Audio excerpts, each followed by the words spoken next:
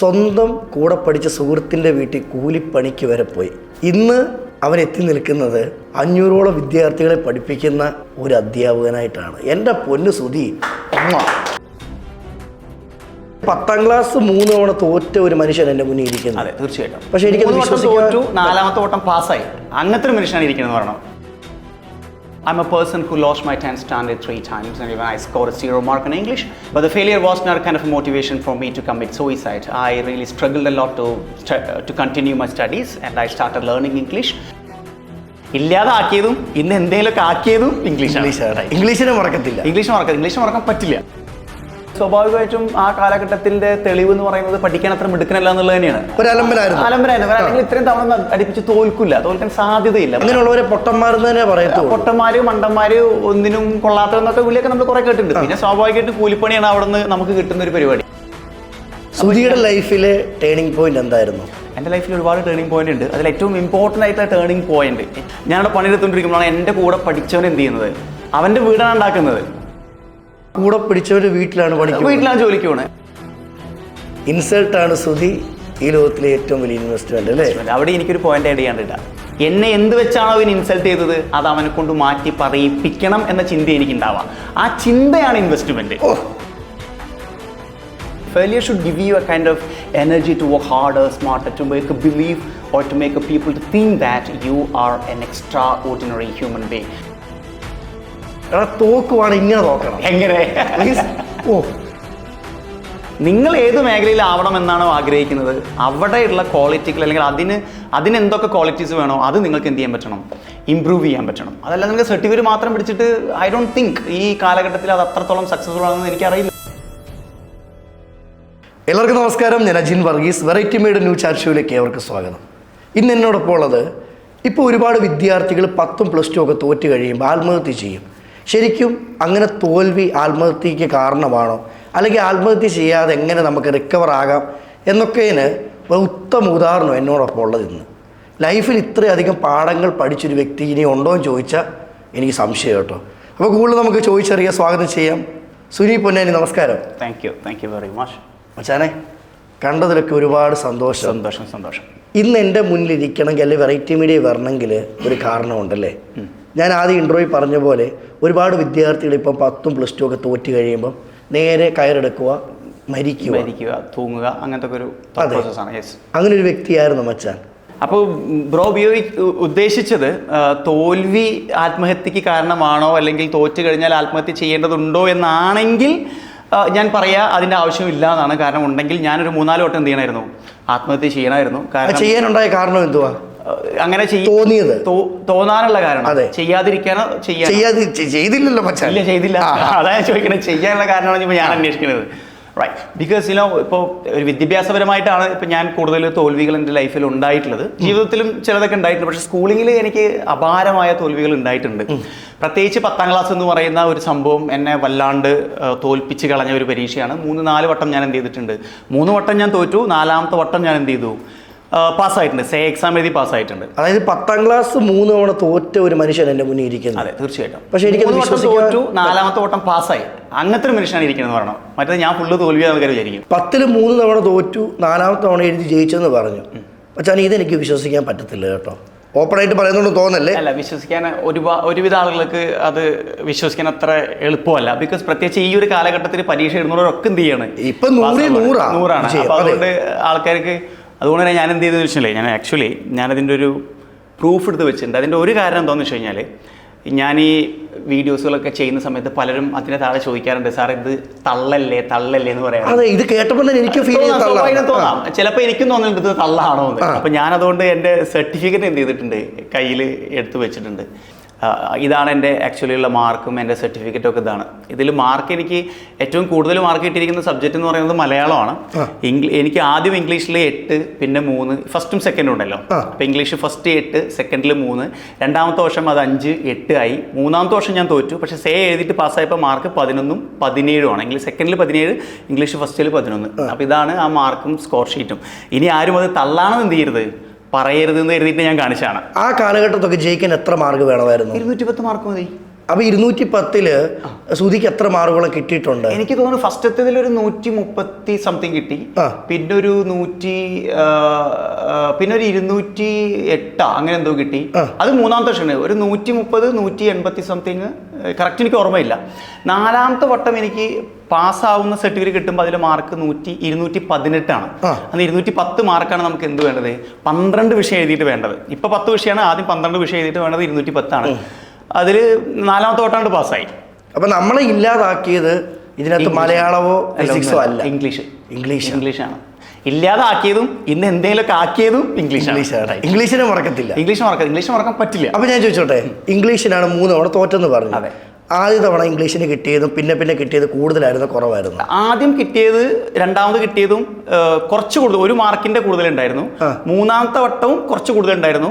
Say എഴുതിയിട്ട് നമ്മൾ പാസ്സാവുമല്ലോ, അപ്പോഴാണ് അത് ഒന്നുകൂടി എന്ത് ചെയ്തത്, കൂടിയത്. നമുക്കൊരു 2 വിഷയം തോറ്റു കഴിഞ്ഞാൽ നമുക്ക് സേ എഴുതാനുള്ള ഓപ്ഷൻ ഉണ്ടായിരുന്നു. അന്ന് ഞാനിപ്പോൾ തിരൂർ ബോയ്സ് ഹയർ സെക്കൻഡറി സ്കൂളിൽ സേ എക്സാം എഴുതിയിട്ട് ഞാൻ പാസ്സാവുന്നത്. സാധാരണ രീതിയിലെ 3 തവണയൊക്കെ എഴുതുമ്പം അധ്യാപകർക്ക് തന്നെ ഒരു മനസാക്ഷി തോന്നും, ഇനി നീ ജയിച്ചങ്ങ് പോകും. ശരിക്കും മച്ചാന്റെ ജീവിതത്തിൽ അങ്ങനെയാണ് സംഭവിച്ചത്. ഇതിൽ അങ്ങനെ ആവുള്ള സാധ്യത ഉണ്ട്. കാരണം എന്ന് വെച്ച് കഴിഞ്ഞാൽ ഒരു മനുഷ്യന്റെ ഹാൻഡ് റൈറ്റിംഗ് സ്ഥിരമായിട്ട് കാണുമ്പോൾ അവർക്കും തോന്നുമല്ലോ, ഇത് അവനാണല്ലോ, അല്ലെങ്കിൽ അവർക്ക് തോന്നുന്നു ഈ വർഷം പരീക്ഷ എഴുതിയില്ലേ എന്നൊക്കെ ചിന്തിക്കുന്ന ആൾക്കാരുണ്ടാവും. അപ്പോൾ അത് ജസ്റ്റ് ഒന്ന് ജയിപ്പിച്ചു വിട്ടതായിരിക്കാനാണ് സാധ്യത എനിക്ക് തോന്നുന്നത്. ബിക്കോസ് ഈ സേ എക്സാമിന് ഒരു പ്രത്യേകതയുണ്ട്. ഞാൻ സേ എക്സാം നോക്കുമ്പോൾ ഭയങ്കര സീരിയസ് ആയിട്ട് അപ്രോച്ച് ചെയ്തിരുന്നത്. പക്ഷെ അവിടെ കുറച്ചുകൂടിയൊക്കെ ടീച്ചേഴ്സൊക്കെ എന്തായിരുന്നു, 1, 2, 3 മാർക്കിനൊക്കെ തോറ്റവരല്ലേ, ജയിച്ചു പോകുന്നെങ്കിൽ അങ്ങ് ഒന്ന് കണ്ണട കോപ്പി അടിക്കാൻ ഒരു അവസരമൊക്കെ അവിടെ ഉണ്ടായിരുന്നു. അങ്ങനെ പിന്നെ പേപ്പർ നോക്കുന്ന ആൾക്കും തോന്നിയിട്ടുണ്ടല്ലോ, സ്ഥിരമായിട്ട് ഒരു കയ്യക്ഷരം കാണുമ്പോൾ ഓക്കെ തോൽപ്പിക്കുന്നത് ജയിച്ചു പോട്ടെ ജയിപ്പിച്ചിട്ടുണ്ടാവും.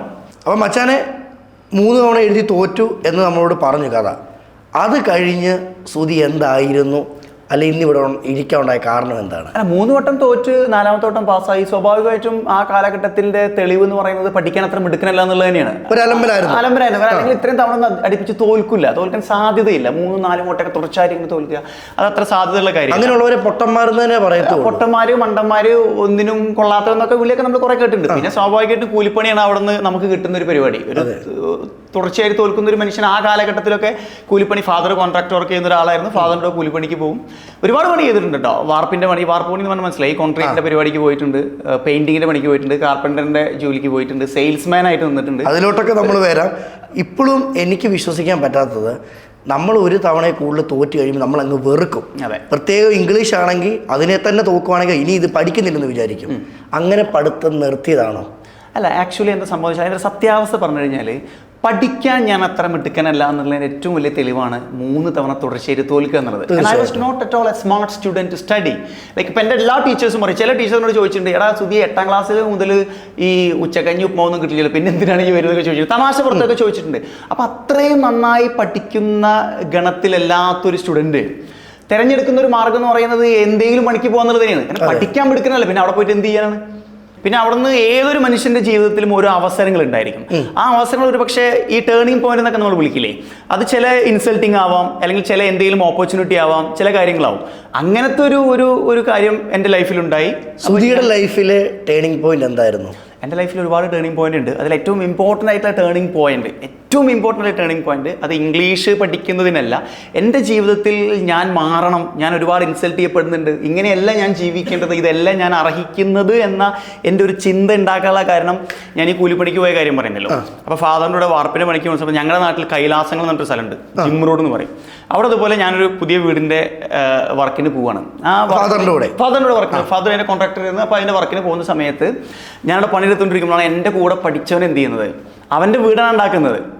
അവൻ അവിടെ ഉണ്ട്, അവന്റെ വീട്ടിലാണ് ഈ ജോലിക്ക് വേണ്ടി പോകുന്നത്, പുതിയ വീടുണ്ടാക്കാൻ വേണ്ടി. ആ കൂടെ പിടിച്ചവരുടെ വീട്ടിലാണ് ജോലിക്ക് പോകുന്നത്. അപ്പൊ നമ്മൾ ചെല്ലുന്നു, അപ്പൊ അവൻ എൻ്റെ അടുത്ത് വരുന്നു. അപ്പൊ അവൻ എൻ്റെ അടുത്ത് പറഞ്ഞ കാര്യങ്ങൾ ഇപ്പോഴും എനിക്ക് ഓർമ്മയുണ്ട്. അവൻ കുറച്ചു നേരം കുശല അന്വേഷണത്തോ, എന്താണ് സുധി ഇപ്പൊ ഇതാണ് ജോലിയില്ലേ? ആ ഓക്കെ, അങ്ങനെ നിനക്കൊക്കെ ഭാഗ്യമാണ്, നിനക്ക് രാവിലെ പണിക്ക് ഒരു വൈകുന്നേരം ആകുമ്പോഴേക്കും നിന്റെ കയ്യിൽ എന്ത് കിട്ടി, പൈസ കിട്ടി, നമ്മളൊക്കെ ഇപ്പോഴും എന്ത് ചെയ്യാണ്, പഠിച്ചോണ്ടിരിക്കുക എന്നൊക്കെ പറഞ്ഞപ്പോൾ ഇവര് തന്നെ കളിയാക്കുന്നത് എനിക്ക് നന്നായിട്ട് അറിയാം.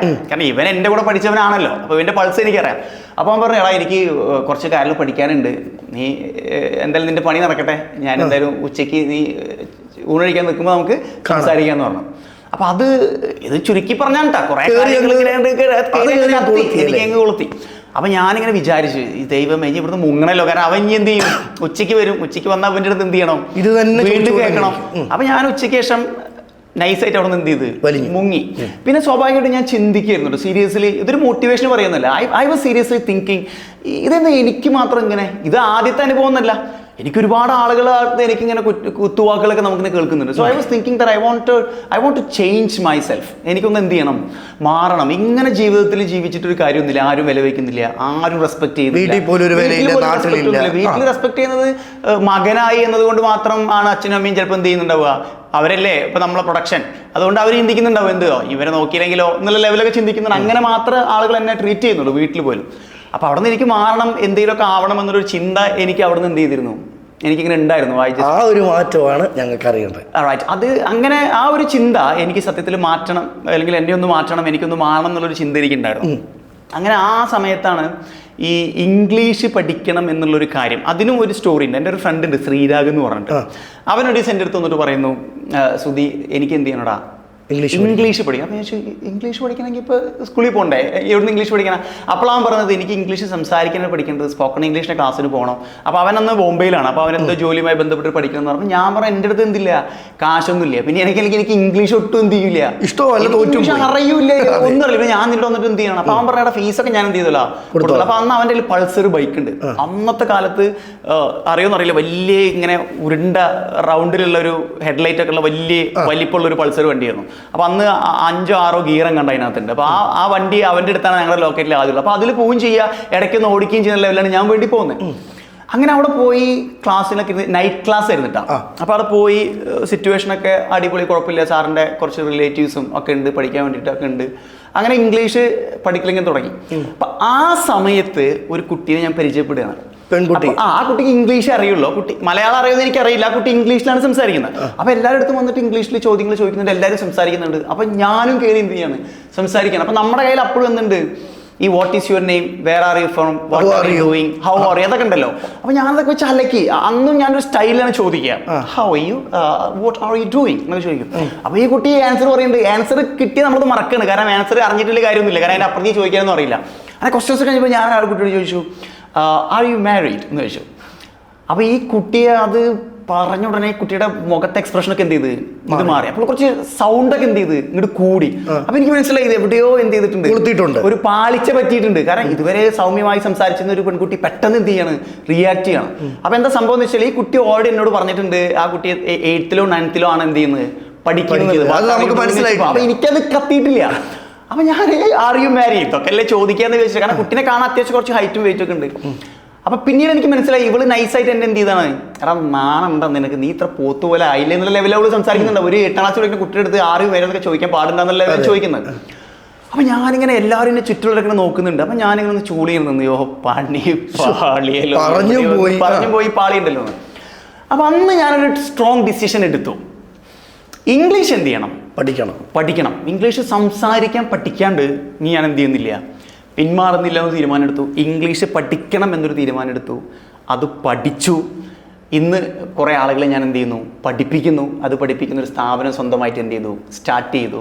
നിങ്ങളുടെ മുന്നിൽ ഇപ്പോൾ ഇവിടെ ഇരിക്കുന്നു, നമ്മൾ തമ്മിൽ സംസാരിക്കുന്നു. ഇന്ന് എത്ര പേരെ പഠിപ്പിക്കുന്നുണ്ട്? ഒരുപാട് പേരെ പഠിപ്പിക്കുന്നു. ഞാനിപ്പോൾ ഒരുപാട് കാലമായിട്ട് ഇംഗ്ലീഷ് പഠിപ്പിച്ചുകൊണ്ടിരിക്കുകയാണ്. ഒരുപാട് ആളുകളെ ഞാൻ എന്ത് ചെയ്തിട്ടുണ്ട്, ഇംഗ്ലീഷ് ട്രെയിൻ ചെയ്തിട്ടുണ്ട്. നമ്മുടെ ഇൻസ്റ്റിറ്റ്യൂട്ടിലും ഒരുപാട് ആളുകൾ എന്ത് ചെയ്യുന്നുണ്ട്, ഓരോ മാസം അതിങ്ങനെ കയറിയും ഇറങ്ങി നമ്പർ ചോദിക്കുവാണെങ്കിൽ 500+ ഒക്കെ എൻ്റെ ഇൻസ്റ്റിറ്റ്യൂട്ട് വരുന്നുണ്ട്. കൂടുതൽ വന്നാൽ എനിക്ക് മാനേജ് ചെയ്യാനും പറ്റില്ല. അതിനകത്തൊരു പ്രശ്നമുണ്ട്.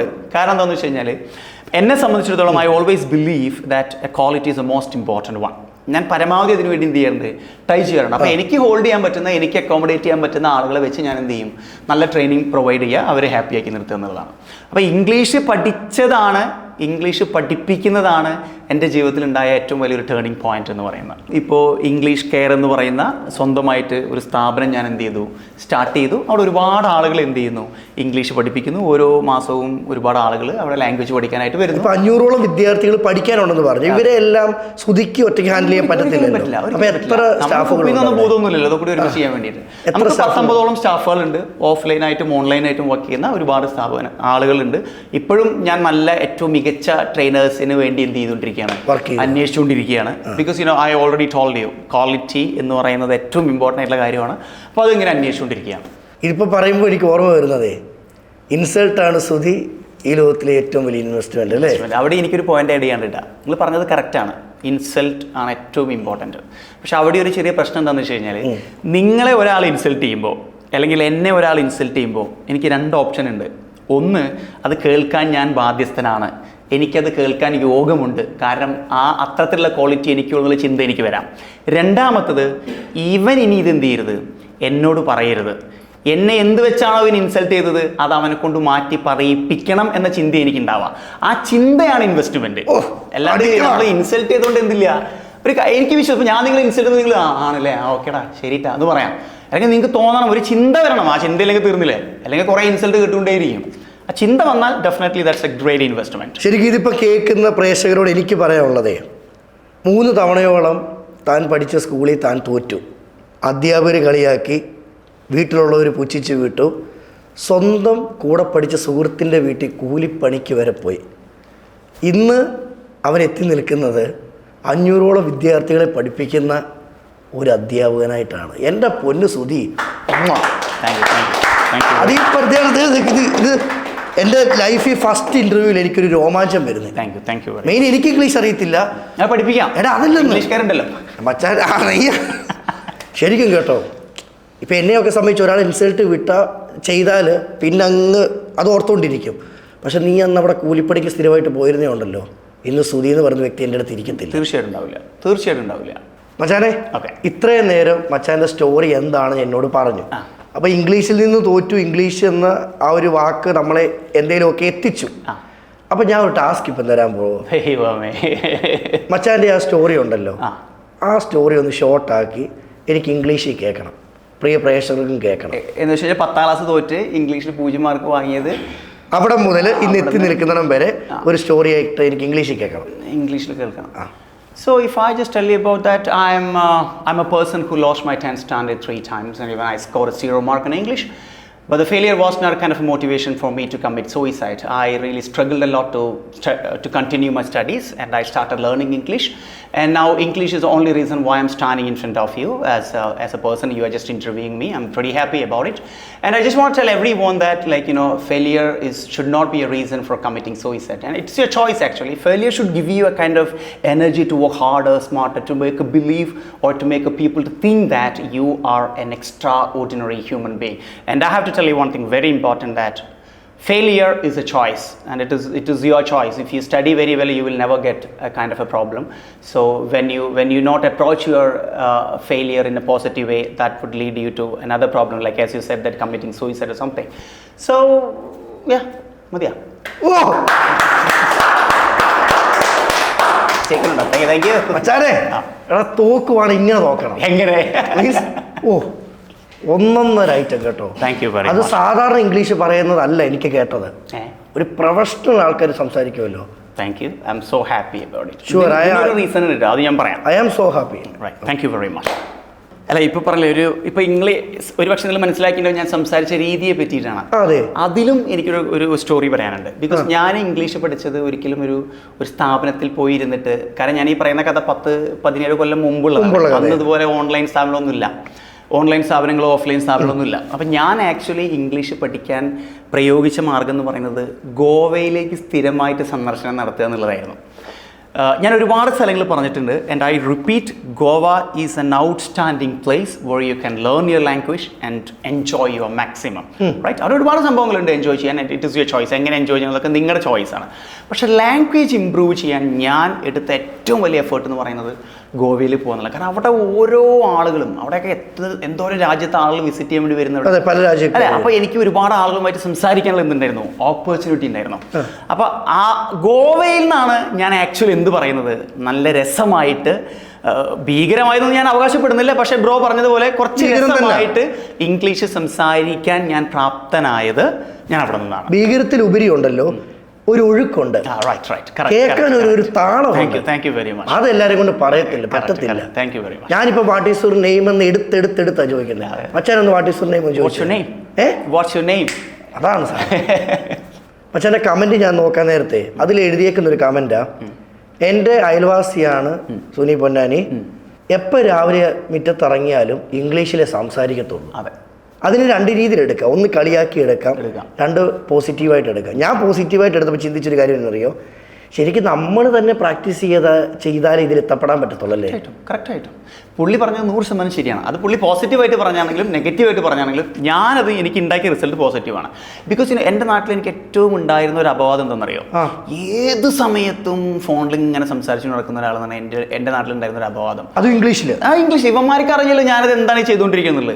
ഇപ്പോൾ അന്ന് എന്നെ കളിയാക്കിയവരൊക്കെ ഭൂരിഭാഗം ആളുകൾ ഇപ്പോഴും അവിടെ തന്നെ ഉണ്ട്, അവിടെ തന്നെ ഇരിക്കുന്നുണ്ട്. എനിക്ക് അവിടെ കളിയാക്കി പറയല്ല കേട്ടോ, എനിക്ക് എൻ്റെതായ എന്തുണ്ടായി ലക്ഷ്യമുണ്ടായി. എനിക്ക് വേറെ ഓപ്ഷൻ ഇല്ല. എൻ്റെ അച്ഛനും അമ്മയ്ക്ക് ഇംഗ്ലീഷ് അറിയില്ല, ഞാൻ ആരോട് പോയിട്ട് ഇംഗ്ലീഷ് സംസാരിക്കും?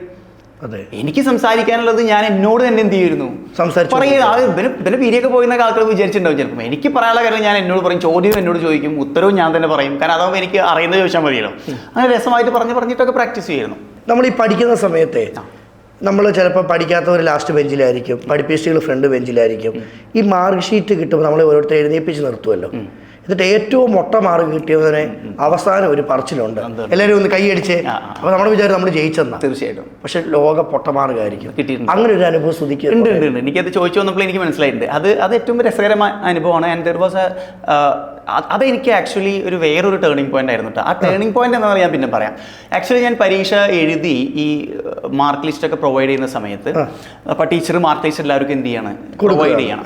അപ്പോൾ ഈ പറഞ്ഞതുപോലെ തന്നെ ഏറ്റവും സ്പെഷ്യൽ മാർക്കുള്ളവരൊക്കെ എപ്പോഴും ആയിരിക്കും, ലാസ്റ്റ് ആയിരിക്കും.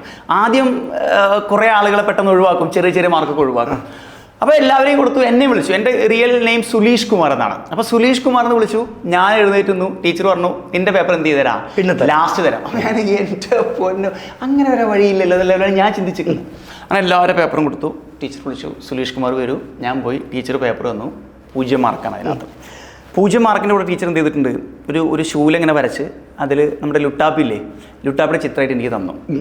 അപ്പോൾ ഞാൻ നോക്കി, അടിപൊളി 0 മാർക്കാണ്. എനിക്ക് പ്രത്യേകിച്ച് ഒന്നും തോന്നിയിട്ടില്ല. ബിക്കോസ് അതൊരു കളിയാക്കലായിരുന്നു. അതിനപ്പുറത്ത് വേറൊരു സംഭവം ഒന്നും ചിന്തിക്കാനുള്ള ഒരു പ്രേരണ കാലത്തില്ല. പക്ഷേ എൻ്റെ ഫ്രണ്ട്സിനൊക്കെ ഒരു അത്ഭുതം ഉണ്ടായിരുന്നു. കാരണം ഇവർ ലാസ്റ്റ് പേപ്പർ കിട്ടുമ്പോൾ എന്താ അതിനകത്തുള്ളതെന്നുള്ള പറ്റി അവർക്കൊരു ചിന്ത ഉണ്ടായിരുന്നു. കൂടുതലാണെന്ന് 0 കിട്ടിയപ്പോൾ അവർക്ക് സമാധാനം ചെയ്തോ 0 ആയിരുന്നില്ല. കാരണം ഞാനങ്ങനെ ജയിച്ചാൽ അവർ പെടില്ലേ. ബിക്കോസ് അങ്ങനത്തെ ഒരു കോമ്പറ്റീഷൻ ഒക്കെ ഉണ്ടാവുമല്ലോ. അതൊരു 0 മാർക്ക് കിട്ടിയിട്ടുണ്ട്. അതും ഒരു ടേണിംഗ് പോയിന്റ് ആയിരുന്നു ആക്ച്വലി. അല്ല, ആക്ച്വലി ആ ഒരു 0 മാർക്ക് കിട്ടിയ സമയത്ത് എനിക്കുണ്ടായിരുന്ന ചെറിയൊരു ചിന്ത എന്താണെന്ന് വെച്ച് കഴിഞ്ഞാൽ, അന്ന് ടീച്ചർ എന്തുകൊണ്ട് എനിക്ക് ഒരു മാർക്കെങ്കിലും തന്നില്ല, ഒരു 2 മാർക്ക് തന്നില്ല. ബിക്കോസ് 1 or 2 തന്നാൽ ഒന്നും സംഭവിക്കില്ല. 1 മാർക്ക് തന്നു കഴിഞ്ഞാൽ 0 എന്ന് പറയുമ്പോൾ അത്രയും ക്ലാസ്സിലെ കുട്ടികളൊക്കെ എന്ത് ചെയ്യാണ്, ആ 0 മാർക്ക് കിട്ടിയ ആൾ ഞാൻ മാത്രമാണ്. അവിടുന്ന് ചിരിക്കും, സ്വാഭാവികം ചിരിക്കുന്ന ഉറപ്പല്ലേ. പിന്നെ ചിരി മാത്രമല്ല, പിന്നെ അത് കഴിഞ്ഞാൽ പിന്നെ അതിനെപ്പറ്റിയുള്ള ചർച്ച മൊത്തം ഇന്റർവെല്ലിനും ഒക്കെ ചർച്ച ചെയ്തല്ലേ. അപ്പുറത്തെ ക്ലാസ്സിൽ പോയിട്ട് സുലീഷിന് അത്ര കിട്ടി, സുലീഷിന് ഇത്ര കിട്ടിയ ഒരു ചർച്ചയല്ലേ. അപ്പോൾ അത് സത്യത്തിൽ എനിക്കൊരു ചിന്ത ഉണ്ടാക്കി, ടീച്ചർക്ക് 1 മാർക്കെങ്കിലും എനിക്ക് തന്നിരുന്നു. ഒരു പക്ഷേ 1 മാർക്കൊന്ന് തരികയായിരുന്നെങ്കിൽ സത്യത്തിൽ തരാഞ്ഞ നന്നായി. തരാഞ്ഞുകൊണ്ട് ഇപ്പം ഞാൻ ഇവിടെ എത്തി. ചിലപ്പോൾ അതെങ്ങാനും വേറെ 5, 10 മാർക്കുണ്ടെങ്കിൽ വേറെ ലെവലിലേക്ക് ചിലപ്പോൾ നമുക്ക് എന്ത് ചെയ്യായിരുന്നു, പോകാമായിരുന്നു. അന്നത്തെ ആ 0 മാർക്ക് തന്ന അല്ലെങ്കിൽ നമ്മളെ കോമാളിയായിട്ട് വരച്ച അധ്യാപിക ഇന്നുണ്ടോ? ആ ടീച്ചർ ഇന്നും ഉണ്ട്. ടീച്ചറെ ഞാൻ ഇടയ്ക്ക് കാണാറുണ്ട്. ഞങ്ങളുടെ ആ പരിസരത്തുള്ളത് തന്നെയാണ് ടീച്ചർ. ടീച്ചർ എന്നോടൊക്കെ എല്ലാവരും പറയുന്ന പോലെ തന്നെ പറയാറുണ്ട്, എനിക്കറിയാവുന്ന ഈയൊക്കെ നന്നാവുന്നില്ല. ഒരു പക്ഷേ അവർ നന്നാവാൻ വേണ്ടി പറഞ്ഞതായിരിക്കാം. പക്ഷെ നന്നാവാൻ വേണ്ടിയിട്ട് 0 മാർക്ക് കൊടുക്കുന്നത് വലിയൊരു സംഭവമാണ്. പണിക്ക് പോയ കൂലിപ്പണിക്കാരൻ ഇവിടെ ഇപ്പം ഇവിടെ ഒരു വീട്ടിൽ പോയ അല്ല, എനിക്കറിയില്ല. അവൻ ഗൾഫിൽ എവിടെയാണ് ജോലി ചെയ്യുന്നത്. മേ ബി പുള്ളി നല്ല ലെവലിൽ എത്തിയിട്ടുണ്ടാവാം. അത്ര വലിയൊരു കോൺടാക്ട് ഇല്ല, വർഷങ്ങളായില്ലേ. ഈ കഥ നടക്കുന്നതും കുറേ കാലങ്ങൾക്ക് മുമ്പാണ്. ഇത്ര സംസാരിച്ചപ്പോളേ എൻ്റെ ജീവിതത്തിൽ എൻ്റെ ഒരു അധ്യാപകൻ എന്നോട് പറഞ്ഞാണ്, എടാ ഫുൾ A+ മേടിക്കുന്ന വിദ്യാർത്ഥികളൊക്കെ ആ മേടിക്കുന്ന സമയത്തൊരു സ്നേഹമുണ്ട്, പക്ഷെ അന്നും ഇന്നും ലാസ്റ്റ് ബെഞ്ചിലിരിക്കുന്ന കുറച്ച് അലമ്പൊക്കെ ഉള്ളവന്മാർക്ക് ഒരു ആത്മാർത്ഥ സ്നേഹമുള്ളൂ. അതിൽ വിശ്വസിക്കുന്നുണ്ടോ? ഉറപ്പായിട്ടും. എൻ്റെ അനുഭവം വെച്ചിട്ട് എനിക്ക് നല്ല വിശ്വാസമുണ്ട്. എന്നോട് ഞാൻ പഠിക്കില്ല എന്ന് മനസ്സിലാക്കിക്കൊണ്ട് മാത്രം എന്നെ അപ്രോച്ച് ചെയ്യുന്ന കുറേ നല്ല ടീച്ചേഴ്സ് ഉണ്ടായിരുന്നു. AV ഹൈസ്കൂൾ ഉണ്ടായിരുന്നു. നല്ല സപ്പോർട്ട് തന്നിട്ടുണ്ട്. കാരണം അവൻ എത്ര പഠിപ്പിച്ചാലും അവൻ പഠിക്കില്ലെന്ന് മനസ്സിലാക്കി കഴിഞ്ഞാൽ പിന്നെ അവന് വേറെ എന്തെങ്കിലും വഴിയിലൂടെ നന്നാക്കാൻ ശ്രമിക്കുന്ന അധ്യാപകനാണ് ഏറ്റവും മികച്ച അധ്യാപകനാണ് ഞാൻ മനസ്സിലാക്കുന്നത്. റൈറ്റ്. ഇപ്പം നമ്മുടെ ഹൃദയത്തെ സ്വാധീനിക്കുന്ന തരത്തിലേക്ക് അവർ നമ്മൾ പെരുമാറുമ്പോഴും ആണ് നമുക്ക് ഒരുപാട് മണ്ടന്മാർക്കൊക്കെ പഠിക്കാനുള്ള ഒരു ടെൻഡൻസി ഉണ്ടാവും. എനിക്കൊക്കെ ഞാൻ ഉണ്ടായിരുന്നു അങ്ങനെ പെരുമാറിയ കുറേ ടീച്ചർ. അജിത് സാർ ഉണ്ടായിരുന്നു, ഡേവിഡ് സാർ ഉണ്ടായിരുന്നു, AV ഹൈസ്കൂളൊക്കെ ഉണ്ടായിരുന്നവരൊക്കെ. അപ്പോൾ അതുപോലെ തന്നെ നമ്മൾ ഈ പഠിക്കുന്ന സമയത്ത് നമ്മുടെ കാലഘട്ടത്തിൽ പഠിക്കുമ്പം ഒരു പഠിപ്പി കാണും. അപ്പം ഉഴപ്പന്മാരായ നമ്മുടെ വിചാരം, അവൻ്റെ ഒക്കെ ലക്ക്, അവനൊക്കെ രക്ഷപ്പെട്ടു പോകുന്നു. പക്ഷെ കാലചക്രം മാറുമ്പോൾ ഉണ്ടല്ലോ അവനായിരിക്കത്തില്ല രക്ഷപ്പെടുന്നത്. അതെന്താ റീസൺ ഞാൻ പറയട്ടെ. Let me tell you one thing very straight. ഇപ്പം നിങ്ങൾ ഡിഗ്രി പഠിച്ച ഒരാളാണ്, ഡിഗ്രി കഴിഞ്ഞ ഒരാളാണ്. അപ്പോൾ നിങ്ങളുടെ അടുത്തൊരു സർട്ടിഫിക്കറ്റ് ഉണ്ട്. നിങ്ങളുടെ കൂടെ 100 പേര് പഠിച്ചിട്ടുണ്ടായിരിക്കും. ആ 100 പേർക്കും എന്തുണ്ട്? പാസ്സായ സർട്ടിഫിക്കറ്റ് ഉണ്ട്. ഇവർ ഒരേ പ്രൊഫഷൻ പഠിച്ചവരാണ്. ഈ അക്കൗണ്ടിംഗ് ഒക്കെ നിങ്ങൾ പഠിച്ചെന്ന് വിചാരിക്കുക. നിങ്ങൾക്ക് ഒരു 10 ഓപ്ഷൻ എവിടെ കിട്ടുന്നു? ഒരു കമ്പനിയിൽ കിട്ടുന്നു. ഈ 100 പേരും എന്ത് ചെയ്യുന്നു? ആ കമ്പനിയിൽ അപ്ലൈ ചെയ്യുന്നു. 10 പേർക്ക് കിട്ടുള്ളൂ. പക്ഷേ ആ കമ്പനി ആവശ്യപ്പെടുന്ന എഡ്യൂക്കേഷനും എക്സ്പീരിയൻസും ഒക്കെ എല്ലാവർക്കും എന്താണ്? സെയിം ആണ്. അപ്പോൾ അവിടെ കമ്പനി നോക്കുക എന്താണ്? ഈ 100 പേരിലും എന്തൊക്കെ ഡിഫറെൻ്റ് ആയിട്ടുള്ള കാര്യങ്ങളുണ്ട് എന്നുള്ളതാണ്. അവിടെയാണ് നിങ്ങളുടെ കഴിവുകളെ എന്ത് ചെയ്യുക? നോട്ട് ചെയ്യുക. റൈറ്റ്? ഡെഫിനറ്റ് ആയിട്ടും നിങ്ങൾക്ക് വിദ്യാഭ്യാസം എന്ന് പറയുന്നത് മസ്റ്റാണ്. പക്ഷെ നിങ്ങളുടെ ക്വാളിറ്റീസ് കൂടി നിങ്ങൾക്ക് ഇമ്പ്രൂവ് ചെയ്യാൻ പറ്റണം. നിങ്ങളുടെ കഴിവുകളോട് എന്ത് ചെയ്യാൻ പറ്റണം? ഇമ്പ്രൂവ് ചെയ്യാൻ പറ്റണം. ഇപ്പം ഞാൻ എന്ന് പറയുന്ന ഒരാൾ നിങ്ങളുടെ മുന്നിൽ ഇരിക്കുന്നത് അല്ലെങ്കിൽ ഈ ജോലി ചെയ്യുന്നത് എൻ്റെ സർട്ടിഫിക്കറ്റുകൾ കാണിച്ചുകൊണ്ടല്ല. എന്നുവെച്ചാൽ എൻ്റെ വിദ്യാഭ്യാസ യോഗ്യതയല്ല എന്നെ ഇവിടെ ഇരുത്തിയിരിക്കുന്നത്. പോസിറ്റീവായിട്ടല്ല എന്നെ ഇരുത്തിയിരിക്കുന്നത്. എൻ്റെ കഴിവുകളാണ് എന്നെ വളരാൻ എന്ത് ചെയ്തേക്കുന്നത്? എന്നെ സഹായിച്ചിരിക്കുന്നത്. ഒരു എക്സാമ്പിൾ ഞാൻ പറയാം. ജസ്റ്റ് ഒരു എക്സാമ്പിൾ ഞാൻ പറയാം. ഇപ്പോൾ ISRO ചന്ദ്രനിലേക്ക് എന്ത് വിട്ടു? ഉപഗ്രഹം വിട്ടു. ഈ ചന്ദ്രനിലേക്ക് ഉപഗ്രഹം വിട്ട സമയത്ത് അതിൻ്റെ പിറകിൽ പ്രവർത്തിച്ച ഒരു 10 സയൻറ്റിസ്റ്റുകളുടെ പേര് പറയാൻ പറ്റുമോ? ഇല്ല. എന്തുകൊണ്ടാണ് നിങ്ങൾക്ക് പറയാൻ പറ്റാതെ? മെയിനായിട്ട് ഒരു വ്യക്തിയെ നമ്മൾ കണ്ടിട്ടുള്ളൂ. അത് മാത്രമല്ല, അതൊന്നും നിങ്ങളെ വല്ലാണ്ട് ഇൻസ്പയർ ചെയ്തിരുന്നില്ല. ഒരു ഇന്ത്യക്കാരെന്ന നിലയ്ക്ക് അഭിമാനിക്കുന്ന ഒരു കാര്യമാണ്. പക്ഷെ അതൊന്നും നിങ്ങൾ എന്ത് ചെയ്തിട്ടില്ല? ഇൻസ്പയർ ചെയ്തിട്ടില്ല. പക്ഷെ നിങ്ങൾക്ക് ഏറ്റവും ഇഷ്ടപ്പെട്ട, നിങ്ങൾ ഇൻസ്പയർ ചെയ്ത ആളുകളുടെ പേര് പറയാൻ വേണ്ടി പറഞ്ഞാൽ അതിൽ ചിലപ്പം ഒരു 3-4 ആളുകൾ ആങ്കേഴ്സ് ഉണ്ടായിരിക്കും, 3-4 ഫിലിം സ്റ്റാറുകൾ ഉണ്ടായിരിക്കും. അതെന്തുകൊണ്ടാണ്? അവർ വിദ്യാഭ്യാസ യോഗ്യതയല്ല നിങ്ങളെ ഇൻഫ്ലുവൻസ് ചെയ്തേക്കുന്നത്, അവരുടെ ക്വാളിറ്റിയാണ്. നിങ്ങൾ ഏത് മേഖലയിലാവണമെന്നാണോ ആഗ്രഹിക്കുന്നത് അവിടെയുള്ള ക്വാളിറ്റികൾ, അല്ലെങ്കിൽ അതിന് എന്തൊക്കെ ക്വാളിറ്റീസ് വേണോ അത് നിങ്ങൾക്ക് എന്ത് ചെയ്യാൻ പറ്റണം? ഇമ്പ്രൂവ് ചെയ്യാൻ പറ്റണം. അതല്ല നിങ്ങൾക്ക് സർട്ടിഫിക്കറ്റ് മാത്രം പിടിച്ചിട്ട് ഐ ഡോണ്ട് തിങ്ക് ഈ കാലഘട്ടത്തിൽ അത് അത്രത്തോളം സക്സസ്ഫുൾ ആണെന്ന് എനിക്കറിയില്ല. തീർച്ചയായിട്ടും കേട്ടോ. ഇപ്പം ഇത് പറഞ്ഞപ്പം സൂര്യ ഒരു അധ്യാപകനിലുപരി ഒരുപാട് മോട്ടിവേഷൻ വീഡിയോസ് ഞാൻ കാണാനിടയായിട്ടുണ്ട്. അങ്ങനെ സംസാരിക്കാറുണ്ട്. എൻ്റെ ആശയങ്ങൾ പങ്കുവെക്കാറുണ്ട്. അതെ. അപ്പോൾ ഞാൻ ചോദിക്കുന്നത്, സുനി ഒരു പ്രണയ വിവാഹമായിരുന്നോ? അതെ. അപ്പൊ നിങ്ങളുടെയൊക്കെ കാലഘട്ടത്തെ പ്രണയവും ഇപ്പോഴത്തെ പ്രണയവും തമ്മിലുള്ള മാറ്റങ്ങൾ, അല്ല ഒരു പ്രണയമാണോ നമ്മുടെ എല്ലാം? അല്ല, ഞാൻ എൻ്റെ ഒരു അനുഭവത്തിൻ്റെ പുറത്ത് പറയണമെന്നില്ല. ഇപ്പം ഞാനിപ്പോൾ ഇടയ്ക്കൊക്കെ നമ്മൾ വായിക്കാറുണ്ട്, പ്രണയം നഷ്ടപ്പെടുമ്പോൾ അവരെ ആത്മഹത്യ ചെയ്യുന്നു, അല്ലെങ്കിൽ അവരെ കത്തിയെടുത്ത് മണ്ണെണ്ണ ഒഴിച്ച് കത്തിക്കുന്നൊക്കെ ചെയ്യുന്നില്ലേ. അപ്പോൾ പ്രണയം എന്ന് പറയുന്നതൊക്കെ ആക്ച്വലി നമ്മൾ മനസ്സിലാക്കേണ്ട ഇത്രയേ ഉള്ളൂ. അതൊരു it's A kind of emotion. അത് നല്ല രൂപത്തിൽ തന്നെ എന്ത് ചെയ്യുക? ആസ്വദിക്കുക. ആത്മാർത്ഥയോട് കൂടി തന്നെ എന്ത് ചെയ്യുക? അതിനെ അപ്രോച്ച് ചെയ്യുക. പക്ഷെ എപ്പോഴും ഒരു തോട്ട് പ്രോസസ്സ് വേണം. ഈ മനുഷ്യൻ ഏതോ ഒരു സിറ്റുവേഷനിൽ മാത്രമാണ് നിങ്ങളുടെ ജീവിതത്തിലേക്ക് വന്നേക്കുന്നത്. വേറൊരു സിറ്റുവേഷൻ തിരിച്ച് പോകാനുള്ള എന്തുണ്ട്? സാധ്യതയുണ്ട്. ആ റിയാലിറ്റി മനസ്സിലാക്കുക. ഇത് ഇപ്പോൾ ഫോർ എക്സാമ്പിൾ ഇപ്പോൾ നോക്കി, പ്രണയം നഷ്ടപ്പെട്ടു കഴിഞ്ഞാൽ ഉടനടി നിങ്ങൾ എന്ത് ചെയ്യുന്നു? ആത്മഹത്യ ചെയ്യുന്നു. അല്ലെങ്കിൽ നിങ്ങളെ തേച്ചിട്ട് പോയ അവളെ നിങ്ങൾ ആസിഡ് ഒഴിച്ചിട്ട് എന്ത് ചെയ്യുന്നു? പ്രശ്നമാക്കുന്നു, അല്ലെങ്കിൽ മണ്ണൊഴിച്ച് കത്തിക്കുന്നു. അതെന്തിനാണ്?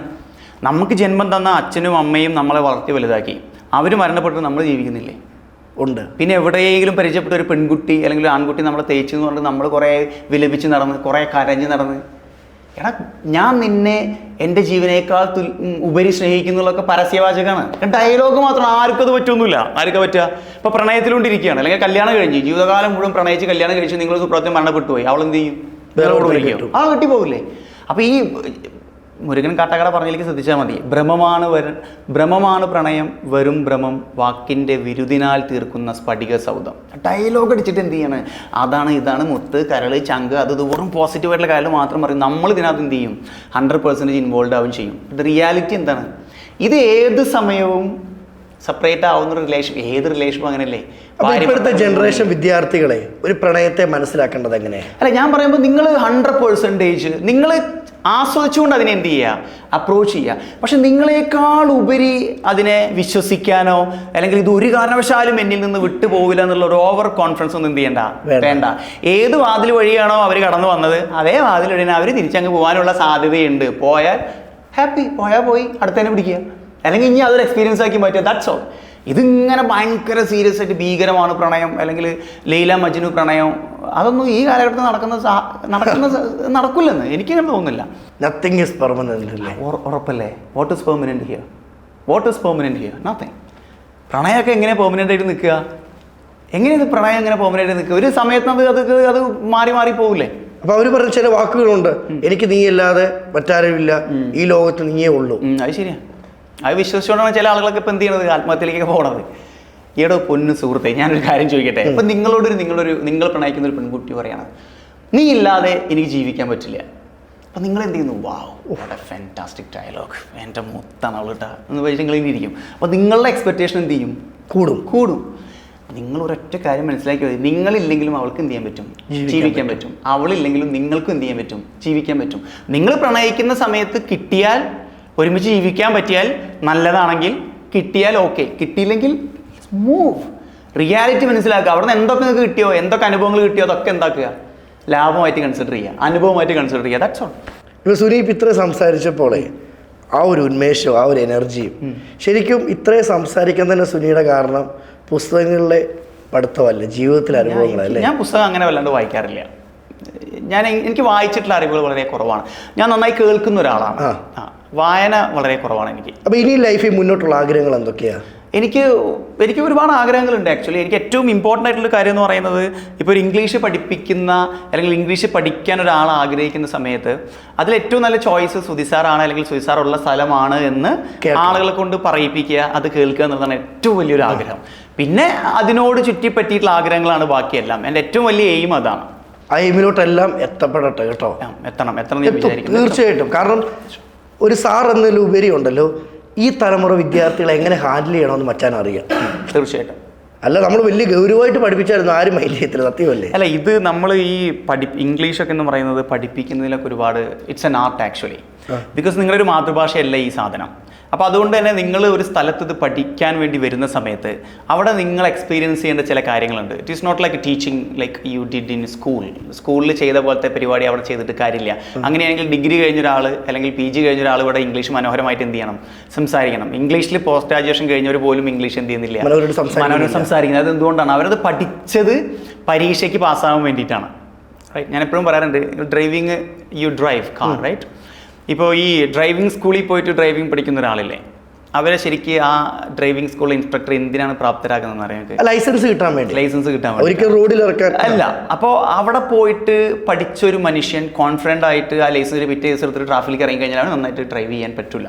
അവന് ലൈസൻസ് എടുക്കാൻ പ്രാപ്തരാക്കും, അവർ ലൈസൻസ് കിട്ടും, അവൻ ആ ലൈസൻസുമായിട്ടിരിക്കും. പക്ഷെ സ്ഥിരമായിട്ട് അവൻ ഈ വണ്ടി ഓടിച്ച് പരിചയപ്പെട്ടാലേ അവന് നല്ല എന്താവാൻ പറ്റും, ഡ്രൈവർ ആകാൻ പറ്റില്ല. അപ്പോൾ ഇതൊരു ഇംഗ്ലീഷ് പഠിക്കുന്നത് ടഫാണെന്ന് ചോദിച്ചു കഴിഞ്ഞാൽ ടഫാണെന്ന് എനിക്ക് പറയാൻ പറ്റില്ല. ഞാൻ ഒരു എക്സാമ്പിൾ പറയട്ടെ. ബ്രോൻ്റെ കയ്യിൽ വാച്ചില്ലേ, ഈ വാച്ച് കെട്ടിയിട്ടില്ലേ, അതൊന്ന് ഊരാവോ?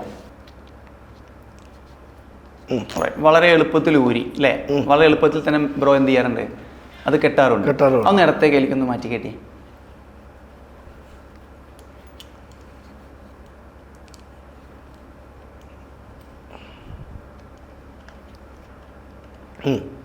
വലത് കയ്യിൽ കിട്ടണമെങ്കിൽ കൂടുതൽ എന്ത് ചെയ്തു?